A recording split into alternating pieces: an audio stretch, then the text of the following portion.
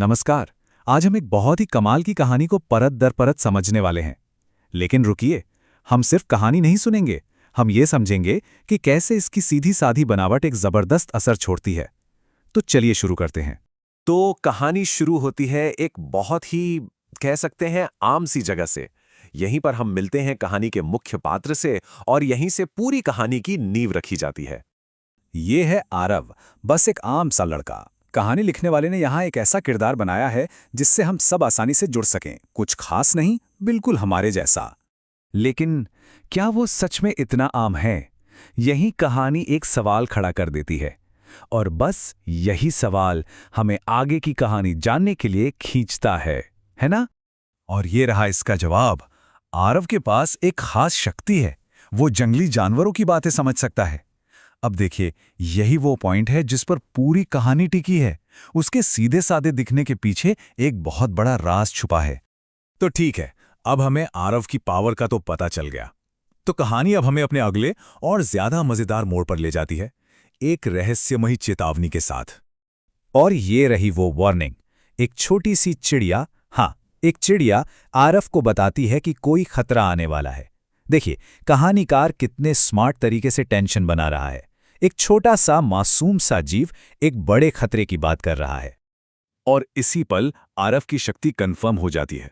वो हैरान था, पर इसलिए नहीं कि चिड़िया बोल रही थी, बल्कि इसलिए कि वो उसे समझ पा रहा था।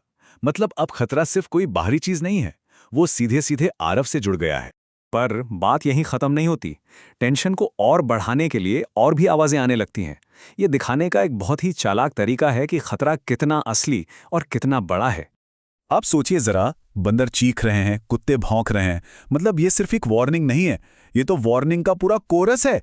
एक साथ कई आवाजें, और जब कई लोग एक ही बात कहें तो उस बात में वजन आ जाता है। कहानी इसी तरीके से खतरे को और भी सीरियस बना रही है। तो इतनी सारी चेतावनियों और बढ़ते हुए सस्पेंस के बाद अब हम पहुंचते हैं कहानी के क्लाइमैक्स पर। वो पल जब खतरा सीधा सामने आकर खड़ा हो जाता है। अचानक सिर्फ एक शब्द और कहानी का पूरा माहौल बदल जाता है। यह हमें तैयार करता है उस बड़े धमाके के लिए जो बस होने ही वाला है। और ये रहा वो खतरा। एक बहुत बहुत बड़ा पेड़ ठीक उसी जगह गिरने लगता है जहां आरव खड़ा था। देखा, पहले जो भी टेंशन बनाया गया था उसका असर अब यहां दिख रहा है। एकदम सीधा, पावरफुल क्लाइमैक्स। इस पूरे सीन को ना हम दो आसान स्टेप्स में समझ सकते हैं। पहला, खतरा सामने आया, पेड़ गिरा। दूसरा, उस पर एक्शन हुआ, आरव फौरन पीछे कूदा। ये साफ साफ दिखाता है कि उन चेतावनियों को सुनने का नतीजा क्या निकला। और रिजल्ट, उसकी जान बच गई। इतने तनाव के बाद ये एक सुकून का पल है। कहानी हमें एक समाधान देती है, इससे पहले कि वो अपने असली गहरे मैसेज की तरफ बढ़े।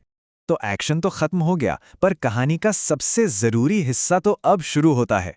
ये सिर्फ एक डरावना हादसा नहीं था, इसके पीछे एक बहुत गहरा मतलब भी छुपा है। ये लाइन देखिए, हीरो हमेशा केप नहीं पहनते। ये हमारे दिमाग में हीरो की जो एक छवि बनी हुई है ना, उसे तोड़ती है। कहानी हमें बता रही है कि बहादुरी का मतलब हमेशा लड़ना या सुपर पावर दिखाना नहीं होता। कभी कभी वो बस सुनते हैं। और बस यही है इस पूरी कहानी का निचोड़। आरव की असली हीरोपंती उसकी ताकत में नहीं थी, बल्कि उसके ध्यान से सुनने की काबिलियत में थी। ये कितना पावरफुल मैसेज है ना, सुनने की अहमियत। और अब हम आते हैं इस कहानी के विश्लेषण के आखिरी हिस्से पर। कहानी यहाँ एक बहुत ही स्मार्ट ट्रिक इस्तेमाल करती है ताकि लोग इसके बारे में सोचते रहें। लेकिन उसे ये शक्ति मिली कैसे? कहानी हमें इसी एक सवाल के साथ छोड़ देती है। और जानते हैं, यही एक बेहतरीन कहानी की निशानी होती है। वो खत्म होने के बाद भी आपके दिमाग में चलती रहती है, आपको सोचने पर मजबूर कर देती है।